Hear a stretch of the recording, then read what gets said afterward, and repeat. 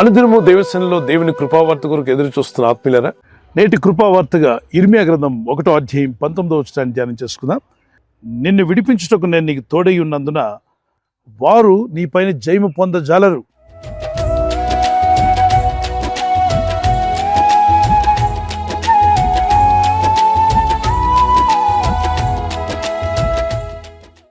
ఇర్మియాతో ప్రభు అంటున్నాడు, నువ్వు భయపడవద్దు, నువ్వు ధైర్యంగా ఉండు. నీ పైన యుద్ధం చేయడానికి ఎంతమంది లేచినా నా హస్తం నీకు తోడుగా ఉంటుంది. వాళ్ళు మనుషులు, నేను సృష్టికర్తలైన దేవుడిని. సో గమనించండి, ప్రపంచంలో ఉన్న జనులందరూ ఒక ఎత్తు అయితే సృష్టికర్తని దేవుడు నీకు తోడుగా ఉంటే ఎలా ఉంటుంది చెప్పండి? జయము నీదే. నీతో పోరాడుతున్న సమస్యలు కావచ్చు, మనుషులు కావచ్చు, శత్రువులు కావచ్చు, శోధనలు కావచ్చు, శ్రమలైన ఏవైనా కావచ్చు, వాటికి ఉన్న శక్తి సామర్థ్యాలను చూసుకుని నువ్వు భయపడొద్దు. కానీ నీ పక్షంగా ఉన్నవాడు, నీకు తోడుగా ఉన్నవాడు సృష్టినే చేసినవాడు, సముద్రమును దానిలో ఉన్న సర్వాన్ని చేసినవాడు, సూర్యచంద్ర నక్షత్రములను చేసినవాడు, సర్వ సృష్టికర్తని దేవుడే నీకు తోడుగా ఉంటా అని చెప్పినప్పుడు భయపడవద్దు. వారు నీ మీద లేస్తారు, నీకు విరోధంగా యుద్ధాలు చేస్తారు, కానీ వారు జయము పొందజాలరు. కారణం నా హస్తం నీకు తోడుగా ఉంది అంటాడు. అందుకే ఇర్మియా గ్రంథం 1:19 వచనంలో ఈ విధంగా ఉంది, వారు నీతో యుద్ధం చేతురు కానీ నిన్ను విడిపించడానికి నేను నీకు తోడై ఉన్నందున వారు నీ పైన జయము పొందజాలరు.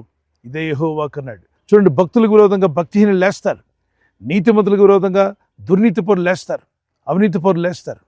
సో భక్తిహీనులు, దుర్నీతి పరులు, బుద్ధిహీనులు అనే మాటలు మనకు బైబిల్లో కనిపిస్తాయి.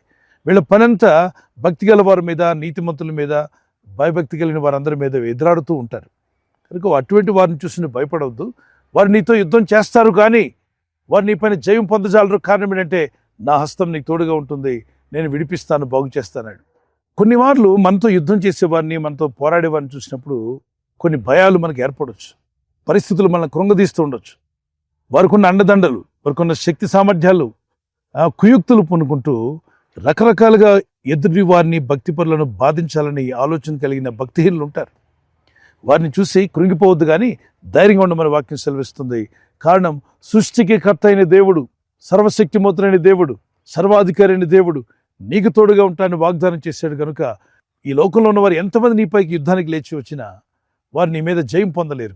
ఇకని నీ హృదయం దేవునికి తెలుసు, నీ భక్తి ఏంటో, నీ ప్రార్థన ఏంటో, నువ్వు ఎంత నమ్మదగిన వ్యక్తిగా ఉన్నావో మనుషులు అర్థం చేసుకోకపోయినా దేవుడు అర్థం చేసుకుంటాడు. సో దేవుని వైపు చూడండి, విశ్వాసంలో కర్తయు దాన్ని కొనసాగించబడి యేసు వైపు చూస్తూ మన పందెంలో ముందుకు సాగిపోవాలని వాక్యం సెలవిస్తుంది. దేవుని కృప, దేవుని కనికరం మీకు తోడై ఉండి మీకు ఎదురయ్యే ప్రతి యుద్ధంలో గొప్ప జయాన్ని ప్రభు అనుగ్రహించును గాక. యుద్ధము యెహోవాదే అనేటువంటి ఒక చిన్న పల్లవి పాడుకుందాం. యుద్ధము యెహోవాదే, యుద్ధము యెహోవాదే, యుద్ధము యెహోవాదే, యుద్ధము యెహోవాదే. రాజులు మనకెవ్వరు లేరు, శూరులు మనకెవ్వరు లేరు. రాజులు మనకెవ్వరు లేరు, శూరులు మనకెవ్వరు లేరు. సైన్యములకు అధిపతి అయిన యేసయ్యా మన అండ. యుద్ధము యెహోవాదే, యుద్ధము యెహోవాదే, యుద్ధము యెహోవాదే, యుద్ధము యెహోవాదే. అపవాది అయిన సాతాను గర్జించు సింహం వలె వచ్చిన, అపవాది అయిన సాతాను గర్జించు సింహము వలె వచ్చిన, యూదా గోత్రపు సింహమైన యేసయ్యా మన అండ.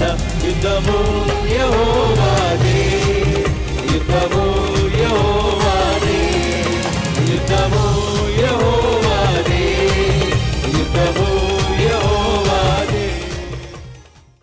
నీకు విరోధంగా రూపింపండి ఏ ఆయుధము వర్ధిల్లదని ప్రభు చెప్పిన మాటను జ్ఞాపం చేసుకునండి. యెషయా 54:17 వచ్చిన ప్రకారంగా. సో ఏది ఎంత మాత్రం మీకు హాని చేయదని లూకా 10:19 ప్రభు అన్నాడు. క్రీస్తు యేసునందున్న వారికి ఏ శిక్ష విధి లేదని రోమపత్రిక 8వ అధ్యాయం 1-2 వచనాలు ఉన్నాయి. చిన్న ప్రార్థన చేసుకుందాం.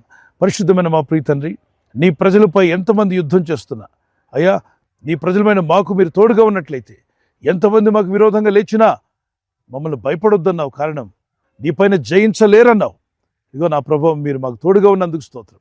ఆదరణ, ఓదార్పును, ధైర్యం అనుగ్రహించి బలపరిచి నడిపించి వర్ధిల్ల చేయమని, నీ ప్రజలకు విరోధంగా లేచిన వారిని గద్దించండి అయ్యా. నీ యందు భయభక్తి గల వారిని, ఇగో నీ యందు విశ్వాసం గల వారి మీదకి భక్తిహీనులు లేస్తూ ఉండగా మీరే వారిని గద్దించి నీ ప్రజలను బాగు చేసి, నీ ప్రజలకు ధైర్యపరిచి విశ్వాసంతో ముందుకు సాగే కృపనిచ్చి నడిపించి వర్ధిల్ల చేయమని ఈరోజు ప్రార్థించి ప్రయత్నించబోతున్న శంకుస్థాపన అయిన, గృహప్రవేశమైన, ఒక బిజినెస్ ప్రారంభిస్తున్నా, ఉద్యోగ ప్రారంభానికి వెళ్తున్నా, ఒక మంచి కార్యక్రమాన్ని ప్రారంభిస్తుండగా, నేను వారి బిడ్డల వివాహం కొరకు ప్రయత్నాలు చేస్తుండగా వారు చేస్తున్న ప్రయత్నాలు ఫలించలాగున మీ దూతలకు ఆజ్ఞాపించండి.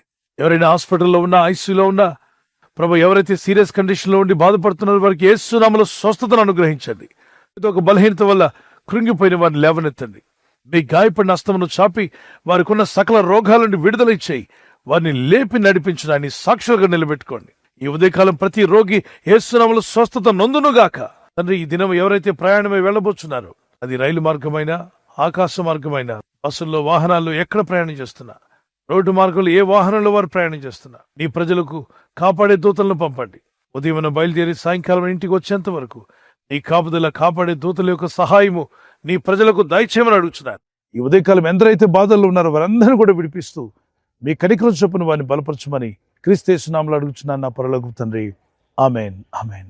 God bless you. క్రీస్తు యేసు కృపా సమాధానాలు మీకు తోడై ఉండి నడిపించును గాక. ఆమెన్.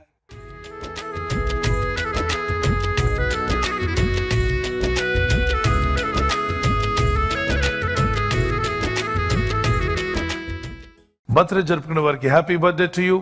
మీకు వాగ్దానము యెషయా 58:11 ఆయన నిన్ను తృప్తిపరిచి నీ ఎముకలను బలపరచును. ఈ బర్త్డే జరుపుకునే వారికి ఈ వాగ్దానాన్ని బట్టి దేవుడు మిమ్మల్ని దీవించును గాక. Happy birthday to you. Many more returns of the day. God bless you. We wish you all the best. We pray for you in Jesus name. Anniversary జరుపుకునే వారికి we wish you happy wedding anniversary. Many more returns of the day. God bless you. మీ ఇరువురి మధ్యలో ఐక్యత, ఏకమనస్సు, ప్రేమ ఉండును గాక. మీకు వాగ్దానము ద్వితీయోపదేశకాండం 31:8 మీ ముందర నడుచువాడు యెహోవా, ఆయన నీకు తోడైయుండును, ఆయన నిన్ను విడువడు, నిన్ను ఎడబాయుడు. దేవుని వాగ్దానం మీ పట్ల నెరవేరాలని ప్రార్థన. ఈ వాగ్దానం పట్టుకుని భార్యాభర్తలు ఇద్దరు ప్రార్థించండి. భర్త భార్యకు ప్రేమించాలి, భార్య భర్తకు లోబడాలి. ఈ వాగ్దానాలు మీ పట్ల నెరవేర్చబడతాయి. మీ కుటుంబం అనేకులకు ఆదర్శంగా ఉండే విధంగా దంపతులను మిమ్మల్ని దేవుడు దీవించి ఆస్వాదించునుగాక. ఈ ఛానల్ మీరు సబ్స్క్రైబ్ చేసుకోవడం వలన 2 పనులు జరుగుతున్నాయి. ఒకటి, సువార్త జరుగుతున్నది, ఆత్మలు రక్షించబడుతున్నాయి. రెండవది, పేదలకు, అనాథలకు ఈ ఛానల్ ద్వారా సహకారం అందించడం జరుగుతుంది. మనం సబ్స్క్రైబ్ చేసుకోవడం వలన అందరికీ సహాయం చేసిన వారమవుతున్నాం. ఖచ్చితంగా ఈ యూట్యూబ్ ఛానల్ ను సబ్స్క్రైబ్ చేసుకొని బెల్ బటన్ ను క్లిక్ చేయండి. మీకు వెంటనే మెసేజెస్ పంపబడతాయి.